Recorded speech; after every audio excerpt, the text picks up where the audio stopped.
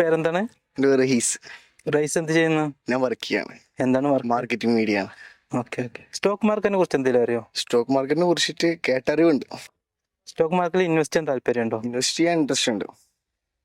നിനക്ക് അറിയാവുന്ന സ്റ്റോക്ക് മാർക്കറ്റിൽ ലിസ്റ്റഡ് ആയിട്ടുള്ള ഇന്ത്യയിലെ ഏറ്റവും വലിയ കമ്പനി ഏതാണെന്ന് അറിയാം?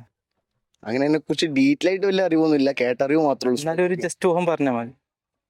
ഇല്ല, ഐഡിയ ഇല്ല. എന്താ പേര്? എൻ്റെ പേര് അർജുൻ. അർജുൻ എന്ത് ചെയ്യുന്നു? ഞാൻ BBA കഴിഞ്ഞ് നിൽക്കണം. സ്റ്റോക്ക് മാർക്കറ്റിനെ കുറിച്ച് അർജുനൻ എന്തറിയാം? സ്റ്റോക്ക് മാർക്കറ്റിനെ കുറിച്ചിട്ട് എനിക്ക് വലിയ ധാരണ ഇല്ല, പക്ഷെ കേട്ടിട്ടുണ്ട്.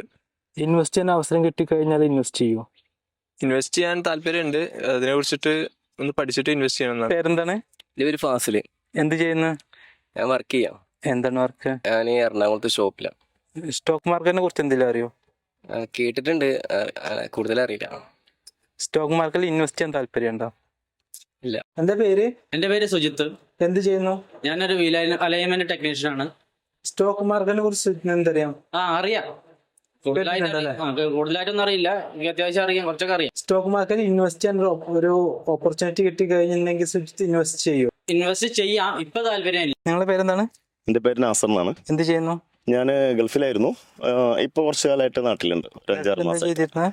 ഗൾഫിൽ നമുക്ക് ചെറുതായിട്ട് ബിസിനസ്സും കാര്യങ്ങളൊക്കെ ആയിട്ടുണ്ടായിരുന്നു. അത് ലോസായപ്പം വേറെ കമ്പനിയിൽ ജോലി കയറി, അവിടുന്ന് മാറി. അതും വലിയ കാര്യമായിട്ട് വന്നില്ല, ഇപ്പം നാട്ടിൽ പോന്നു. നിങ്ങൾക്ക് സ്റ്റോക്ക് മാർക്കറ്റിനെ കുറിച്ച് എന്താ? സ്റ്റോക്ക് മാർക്കറ്റിനെ കുറിച്ചിട്ട് സത്യം പറയുകയാണെങ്കിൽ കറക്റ്റായിട്ടുള്ള ഒരു ധാരണ ഇല്ല.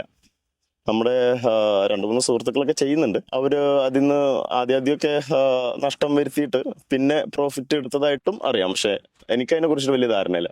ഇനി സ്റ്റോക്ക് മാർക്കറ്റ് ഇൻവെസ്റ്റ് ചെയ്യാനുള്ള ഒരു അവസരം കിട്ടിക്കഴിഞ്ഞാൽ നസർ ഭായ് ഇൻവെസ്റ്റ് ചെയ്യോ? സ്റ്റോക്ക് മാർക്കറ്റിൽ ഇൻവെസ്റ്റ് ചെയ്യാൻ അവസരം കിട്ടിക്കഴിഞ്ഞ് കഴിഞ്ഞാൽ വരുമാനം കിട്ടുന്ന സംഭവമല്ലേ, അത് നമ്മൾ അത് നോക്കുമല്ലോ സ്വാഭാവികമായി.